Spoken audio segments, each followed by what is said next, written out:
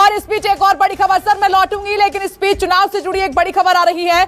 शाम 4:30 बजे चुनाव आयोग की प्रेस कॉन्फ्रेंस है। चुनावी तारीखों का ऐलान किया जाएगा।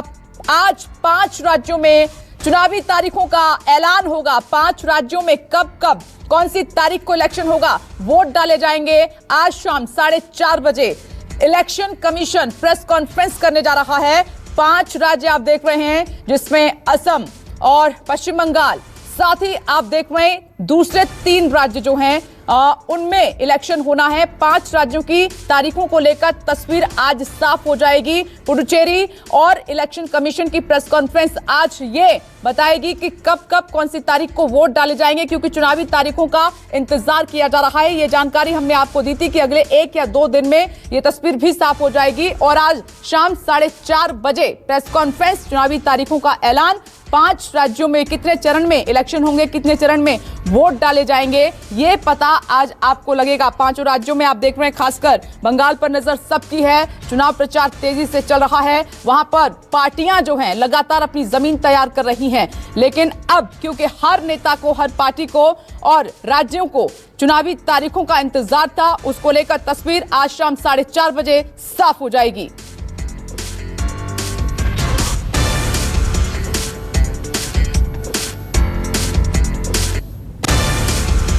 और इस खबर पर अमित कुमार जुड़ गए ज्यादा जानकारी के साथ। अमित कुमार, 4:30 बजे इलेक्शन कमीशन की प्रेस कॉन्फ्रेंस होगा, चुनावी तारीखों का ऐलान। जी हाँ, जिस तरह से खबरें आई कि विज्ञान भवन में ये प्रेस कॉन्फ्रेंस होने वाली है। 4:30 बजे प्रेस कॉन्फ्रेंस है। डीडी और एएनआई जो एजेंसीज हैं उन्हें अलाउ किया गया है, लेकिन बाकी लोग जो हैं वो भी कवर करेंगे। रिपोर्टर्स के अलावा है तो जानकारी मिल रही है कि संभावना है कि शाम को 5 राज्य जहां पर चुनाव होने वाले हैं उसका ऐलान हो जाएगा। जो राज्य होने, जैसे पश्चिम बंगाल हो गया, आसाम, तमिलनाडु, पुडुचेरी और केरल, इन 5 राज्यों में चुनाव होने हैं। और संभावना जताई जा रही है कि शाम को जो 4:30 बजे प्रेस कॉन्फ्रेंस है जो विज्ञान भवन में किया जा रहा है, उसमें 5 राज्यों के चुनाव का ऐलान होगा। और इसी का इंतजार तमाम पॉलिटिकल पार्टीज कर रही थी। काफी अहम रहने वाला है, लेकिन ये भी तस्वीर साफ होगी कि क्या इस बार इलेक्शन जल्दी कराए जाएंगे। आपको याद होगा, पश्चिम बंगाल की बात करें अमित, तो कई चरणों में पिछली बार इलेक्शन हुआ था।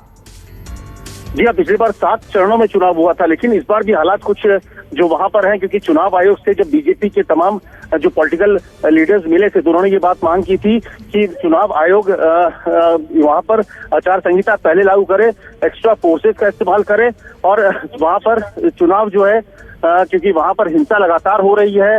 पिछले कुछ दिनों में देखा गया है कि लोगों को वोट देने नहीं दिया गया है, क्योंकि जो उनके समर्थक नहीं होते। तो इस तरह की तमाम शिकायतें बीजेपी ने चुनाव आयोग से किया था और कहा था कि एक्स्ट्रा पैरामिलिट्री फोर्सेस किया जाए। 25 तारीख तक करीब 125 कंपनियों को वहां डिप्लॉय कर दिया गया है, जो कि चुनाव की जो फोर्सेस होते हैं उसके अलावा। तो उम्मीद है कि वहां पर इस बार भी एक्स्ट्रा फोर्सेस लगाए जाएंगे और जो चुनाव होंगे कम से कम 5 से 6 या हो सकता है कि 7 फेज में, जो पिछले बार हुआ था, कम से कम 7 फेज में चुनाव हो। यानी कि अमित, आपने खुद जिक्र किया, इस पर सुरक्षा बहुत बड़ा मुद्दा रहने वाला है, खासकर पश्चिम बंगाल में। निश्चित तौर पर सबसे बड़ा मुद्दा सुरक्षा का ही। और देखिए, पिछले बार 2011 का जो चुनाव था उस समय भी इस बात को लेकर कही गई थी कि जो चुनाव वहां पर है, वहां पर वोट जो जब लेफ्ट पार्टीज थी और जिसको एक तरह से ममता ने हराया था, उस वक्त भी वोटिंग नहीं हो पाया था। लोग जो है घर से नहीं निकल पाते थे। लोग दूसरे पक्ष के जो मतदाता थे, चाहे जिन गाँव में होता था कि इस गाँव के लोग जो है वो दूसरे पक्ष के हैं, तो उनको वोट नहीं देने दिया जाता था। तो इस तरह की शिकायतें लगातार मिलती थी। 2011 के चुनाव में एक्स्ट्रा फोर्सेस को उतारा गया था और उसकी बात से लगातार 7 फेज, 8 फेज, 5 फेज, 6 फेज से कम फेज में चुनाव नहीं हुए हैं, क्योंकि वहां पर एक तो बहुत बड़ा इलाका है, जंगल महल जैसे इलाके हैं और कई जो जैसे बॉर्डर इलाके हैं, तो उन सब इलाकों में लगातार हिंसा देखी गई है। अभी तक जो मौजूदा चुनाव जो होते हैं उसमें इकलौता राज्य आप कह सकते हैं जो कभी आपको बिहार में हिंसा की तस्वीरें दिखती थी कि बूथ कैप्चरिंग या बम धमाके होते थे, उस तरह की तस्वीरें अब बहुत कम जगह बची। उनमें से एक बंगाल है जहां पर लगातार हिंसा होती है। चुनाव के दिन में लगातार वहां पर आप देखिए तो एक पक्ष की तरफ से बूथ कैप्चरिंग की कोशिश की जाती, तमाम चीजें होती है। तो ऐसे में एक मसला है जिसे बीजेपी ने बार बार ये सवाल उठाया है कि यहाँ पर एक्स्ट्रा फोर्सेस को डिप्लॉय किया जाए, आचार संहिता लागू किया जाए, क्योंकि वहाँ की जो पुलिस फोर्सेज या एडमिनिस्ट्रेशन है वो लगातार उनके साथ काम करती है। लोकल एडमिनिस्ट्रेशन जो है तृणमूल के कार्यकर्ता की जैसे काम करी, इस तरह के आरोप बीजेपी ने चुनाव आयोग में जाकर लगाए थे। तो जो बताया जा रहा है कि इस बार भी जो मतदान होगा, बताया जा रहा है कि इस बार भी जो मतदान होगा खास करके बंगाल में वो कम से कम 6 से 7 फेज से कम में नहीं होंगे, जैसे पिछले बार हुआ था उसी तरह से होने वाली है।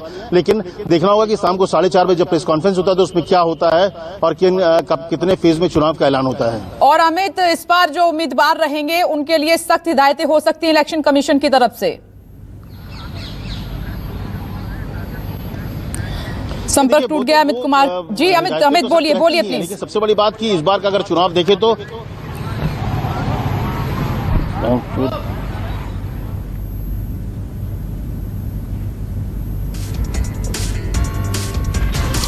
चलिए, अमित कुमार से संपर्क टूट गया, दोबारा संपर्क हम साधने की कोशिश कर रहे हैं। देखिए, इस वक्त की सबसे बड़ी खबर यही है, तमिलनाडु, केरल, असम, पुडुचेरी, पश्चिम बंगाल में आज चुनावी तारीखों का ऐलान 4:30 बजे होने जा रहा है। चुनावी तारीखों का इंतजार आज खत्म हो जाएगा। कितने चरणों में इलेक्शन होंगे, जिस तरीके से अमित कुमार ने बताया, खास तौर पर पश्चिम बंगाल, वहां पर पिछली बार 7 चरणों में वोटिंग हुई थी, 7 चरणों में वोट डाले गए, तो इस बार भी 6 से 7 चरण में ही चुनाव हो सकते हैं। खैर, 4:30 बजे तक का हमें इंतजार करना होगा, उसके बाद तस्वीर पूरी तरह से साफ हो जाएगी। साथ ही इस बार सुरक्षा बहुत बड़ा मुद्दा रहेगा, इसको लेकर भी इलेक्शन कमीशन ने अपनी कमर कस ली है। इस बार कुछ ऐसी हिदायतें, कुछ ऐसे निर्देश हो सकते हैं जो काफी सख्त रहेंगे उम्मीदवारों के लिए, खासतौर पर चुनाव प्रचार को लेकर या फिर फॉर्म भरने से लेकर हर तरीके से, क्योंकि जो माहौल इस बार बन रहा है, खासतौर पर हम जिक्र पश्चिम बंगाल का कर रहे हैं क्योंकि वहां पर हिंसा का दौर लगातार जारी है, तो अन्य पश्चिम बंगाल समेत अन्य राज्यों में भी निर्देश इस बार